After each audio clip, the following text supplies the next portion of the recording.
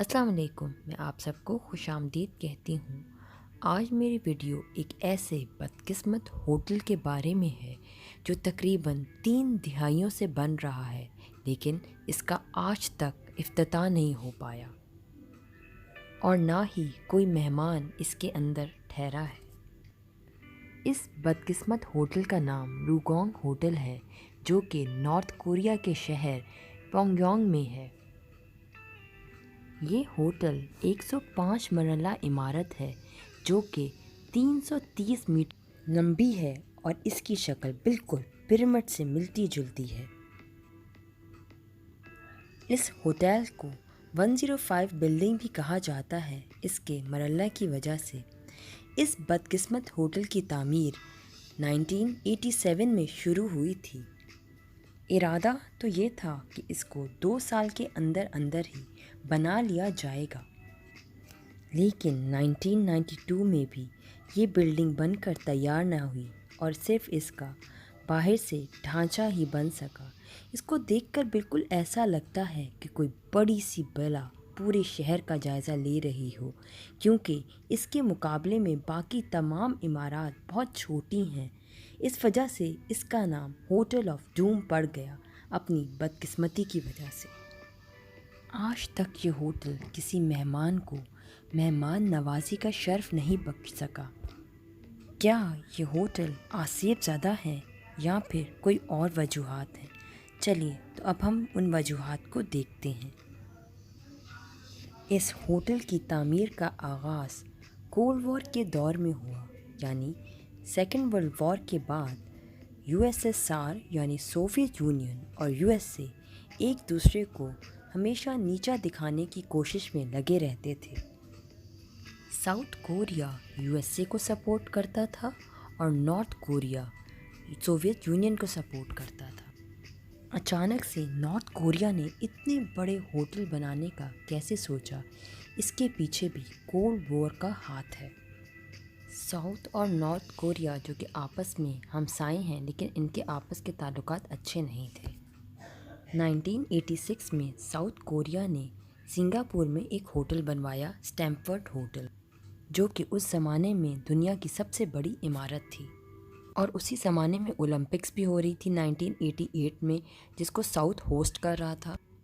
اسی وجہ سے ساؤتھ کوریا کو جواب دینے کے لیے نارتھ کوریا نے روگونگ ہوٹل بنانے کا سوچا۔ اس ہوٹل کی تعمیر 1987 میں شروع ہوئی، لیکن اس میں جو مٹیریل استعمال کیا گیا اور جو طریقہ کار استعمال کیا، اس کی وجہ سے اس کے بننے میں رکاوٹ آ گئی۔ اور سب سے بڑی وجہ تو تب سامنے آئی جب 1991 میں سوویت یونین ٹوٹ گیا، جو کہ اس ہوٹل بنانے میں مدد کر رہا تھا نارتھ کوریا کی۔ خیر 1992 میں یہ عمارت بن کر تو تیار ہو گئی تھی، لیکن نہ ہی اس کے دروازے لگے تھے اور کھڑکیاں۔ یہ ہوٹل کئی سالوں تک بغیر کھڑکیوں اور دروازوں کے کھڑا رہا۔ 2008 میں اس کی تعمیر پھر سے شروع کر دی گئی۔ 2012 میں نارتھ کوریا کی گورنمنٹ نے پھر سے اس کی افتتاح کا سوچا، لیکن آج تک اس کی افتتاح نہیں ہو پائی ہے۔ چلیں اب ہم روگونگ کے آرکیٹیکچر کو دیکھ لیتے ہیں۔ یہ ہوٹل 330 میٹر یعنی 1080 فیٹ پر مشتمل ایک عمارت ہے۔ یہ پونگیونگ کی سب سے بڑی عمارت ہے، جس کی وجہ سے یہ سب سے نمایاں نظر آتی ہے۔ اصل میں اس ہوٹل کو 1992 میں پریزیڈنٹ کم ٹو سنگ، جو کہ نارتھ کوریا کا بانی ہے، کی 80ویں سالگرہ کے موقع پر کرنا تھا۔ اگر یہ اس وقت تعمیر ہو جاتی تو دنیا کی سب سے بڑی عمارت کا اعزاز اس کے سر جاتا۔ اس ہوٹل کے 3 ونگز ہیں جو کہ 100 میٹر لمبے ہیں۔ ارادہ تو یہ تھا کہ اس ہوٹل میں اس کے بالکل اوپر 5 ریوالونگ ریسٹورانٹس بنائے جائیں گے اور اس ہوٹل میں 300 سے زائد گیسٹ رومز ہوں گے۔ 1992 میں یہ پوری عمارت بن چکی تھی، لیکن سوویت یونین کے ٹوٹ جانے کے بعد نارتھ کوریا معاشی بدحالی کا شکار ہو گیا اور اس کے پاس اتنے پیسے نہ تھے کہ اس ہوٹل کی تعمیر کرائی جا سکتی، جس کی وجہ سے یہ ہوٹل آہستہ آہستہ برباد ہونے لگا۔ جاپانیز کے اخبار کے مطابق اس عمارت پر ابھی بھی $750 ملین لگنے تھے۔ اس وجہ سے یہ عمارت تقریباً 10 سالوں تک بغیر کھڑکیوں اور دروازوں کے کھڑی رہی۔ تقریباً 16 سالوں بعد 2008 میں ایک ایجپشن کمپنی نے اس کو مکمل کرنے کا سوچا۔ ارادہ یہ تھا کہ 2012 میں اس کو بنا لیں گے اور اس کا افتتاح پریزیڈنٹ کم ٹو سنگ کے 100ویں جنم دن کے موقع پر کریں گے۔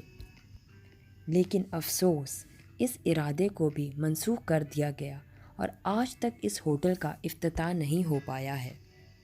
اب اس ہوٹل میں تہواروں کے موقع پر آتش بازی ہوتی ہے۔ اس ہوٹل میں بڑی بڑی LEDs لگا دی گئی ہیں جہاں پر مختلف موویز کے کلپس چلائے جاتے ہیں۔ لیکن افسوس کی بات تو یہ ہے کہ اب تک اس ہوٹل میں کوئی بھی مہمان آ کر ٹھہر نہیں سکا۔ آئی ہوپ آپ کو میری یہ ویڈیو پسند آئی ہوگی۔ اب آپ سے نیکسٹ ویڈیو میں نیکسٹ ٹاپک کے ساتھ ملاقات ہوگی۔ اللہ حافظ۔